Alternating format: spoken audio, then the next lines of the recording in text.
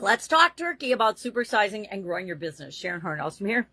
I know it's a rooster. I don't know where the turkey is. I know there's a little people turkey, or maybe it's little tykes. I don't remember. Anyway, one of my granddaughter's toys, and they love them. They love the little people and the little farm and all the little what else they have? Farm, zoo, castle, frozen, all the crazy things that they make nowadays. Now there's a really cute Barbie one out this Christmas that might make its way to them. All right, so I'm going to share 15 different idioms about Thanksgiving, 15 of the most popular idioms. I'm just going to run through them. But we're going to talk about talking turkey because I like this one.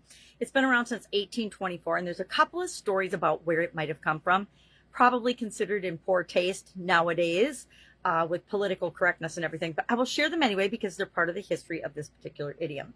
So in 1824, it meant to discuss something pleasantly, like if you're sitting around the table and having Thanksgiving, you're talking about how delicious and wonderful the food is, or the bird is, in particular, the turkey, if you're talking turkey. That could be one place that it came from. And then over time, it meant to talk about something in a direct and frank way, in a frank manner. So you just tell it like you see it, which may or may not be true, right? We all share our opinions, and sometimes we think they're facts, but they're just our opinions.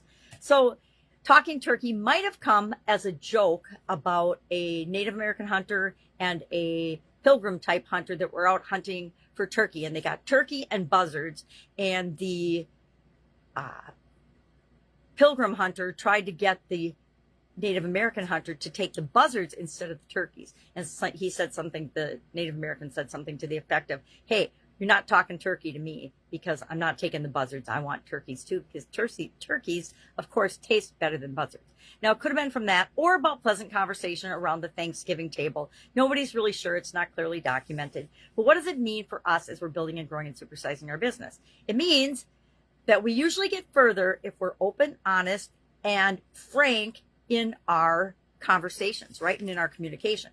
If we are trying to manipulate or trick or connive or anything like that in our communication, it shows through. People know if we're sincerely communicating or if we're trying to get them to do something that we want them to do that maybe good for them, but it's probably more in our best interest than it is in theirs. People can see through that. We show everyone exactly who we are, whether we believe it or not, whether we know it or not.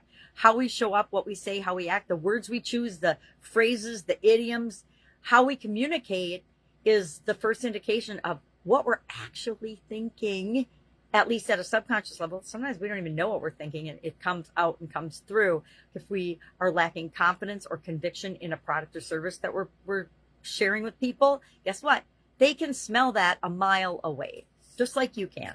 So what are some of these other cool Thanksgiving idioms? So think about this one today. What does it mean to you? Do you communicate directly and frankly and honestly and openly? Or do you, not always do that? It depends on the situation, depends on the circumstances and the people that we're communicating with. But I have found that over the decades, and I've been around for lots of them, the more direct I am, the better. Does it make everybody happy? No, it ruffles some feathers a lot, but I always preface it with, this is how I see it. This is my truth. This is based on my experience. It may or may not apply to you, but maybe think about this. And then I usually ask a couple of questions just to simulate thinking and thought, because what really matters is what you think, what it means to you, etc. So let's share a couple of these. I'm going to take a sip of coffee, grab my giant magnifying glass.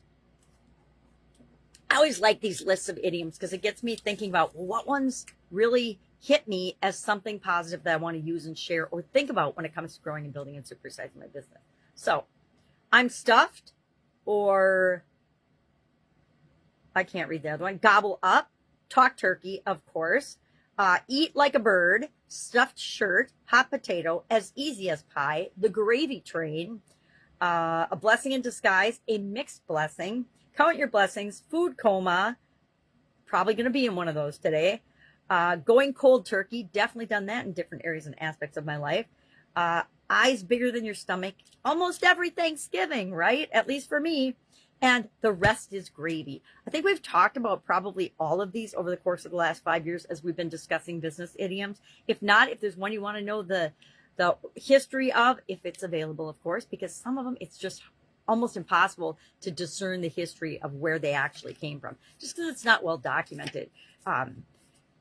Idioms are like slang to me in that we use them in our language and they mean something different than the words themselves, which makes them even trickier than slang, because usually you can find slang in a slang dictionary or something. All right, that's it. Have an awesome Thanksgiving. Remember what you're grateful and thankful for so that you can create more of that in your life. And I will, of course, be with you tomorrow. Bye. Have a happy Thanksgiving.